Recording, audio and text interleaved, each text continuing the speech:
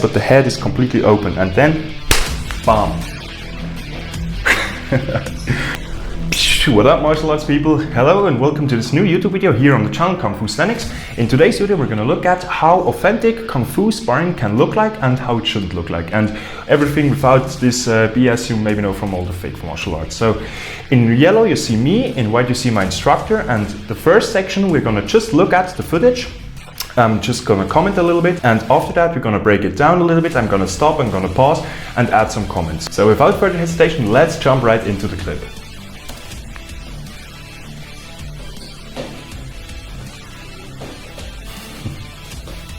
Yeah, the start is always fast, but that's going to slow down.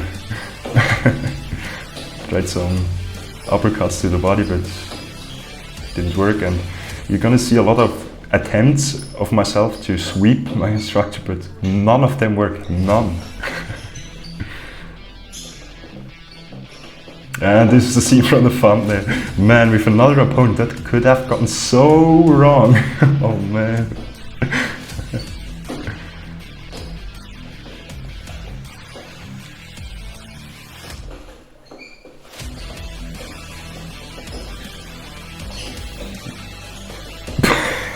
I wanted to say my head movement is quite on point, and then I get this direct shot. And here again, try to sweep, my head is down, and it doesn't work.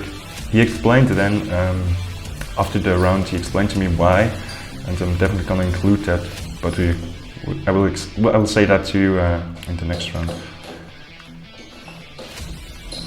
And out. Despite the fact that he's much lighter, like 20 kilos lighter, he can push me out of the ring.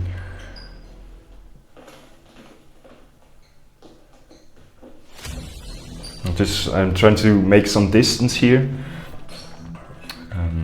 Use out the bridge hands.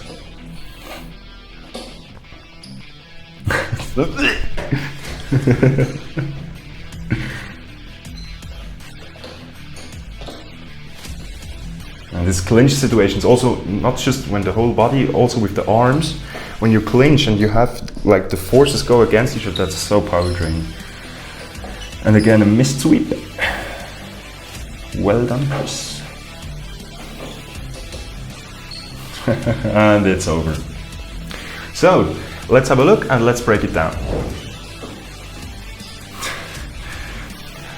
I haven't found a solution to this situation yet, because when you look at it, we are in a clinch situation, and I am feeling that my body shots are not powerful enough. Maybe it's because of the bigger gloves, because he's having MMA gloves and I have like classical 10-ounce boxing gloves.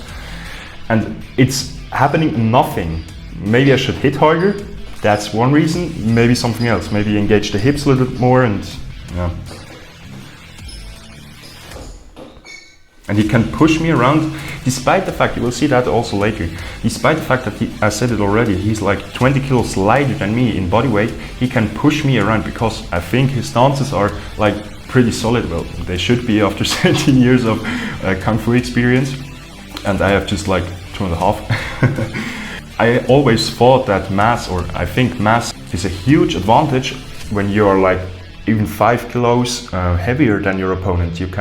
You have so much more power and mass to throw at him, but here you clearly see it's also possible to like push an opponent straight out the ring with lesser weight.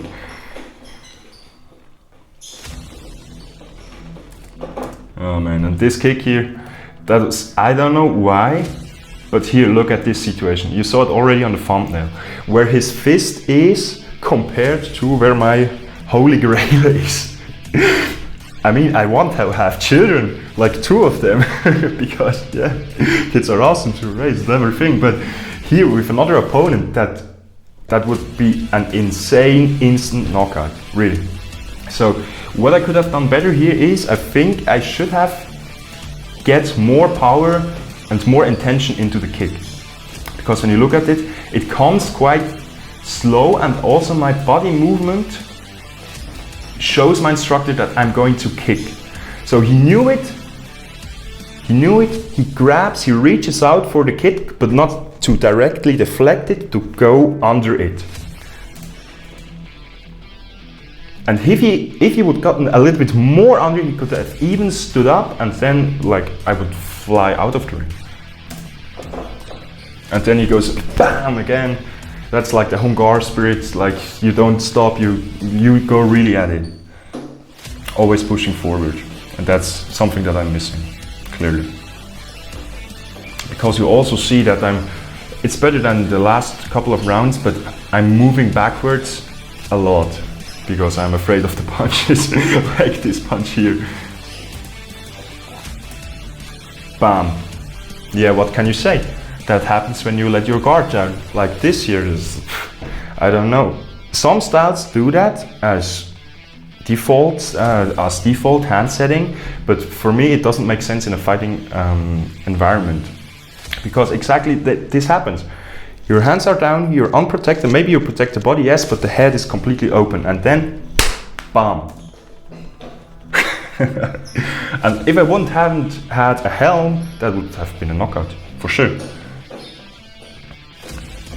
And I try to go under his feet and under his body to sweep him, so I try to have the forces, like my hands are in this direction and my feet go in this direction, but that's not all of it. There's a little bit more.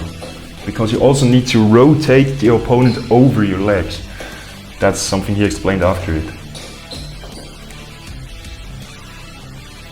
And I do a lot of this like trapping, that's like in Kung Fu, the movement will go like this. You go like this, then go like this. You can also do it like this and like this. But you can also go here in and then go on top. So here you try to break the opponent's guard and then you can go in. You can also go like this, you can also go like this here in.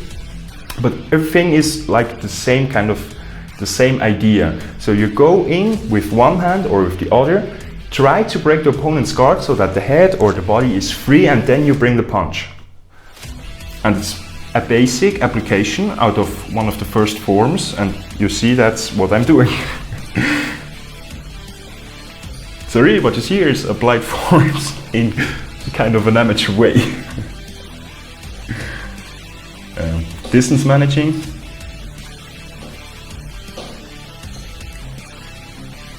And now you really see that I'm getting tired because I'm not starting the actions from my side, I'm just reacting. And I also say it to the kids when I assist with instructing.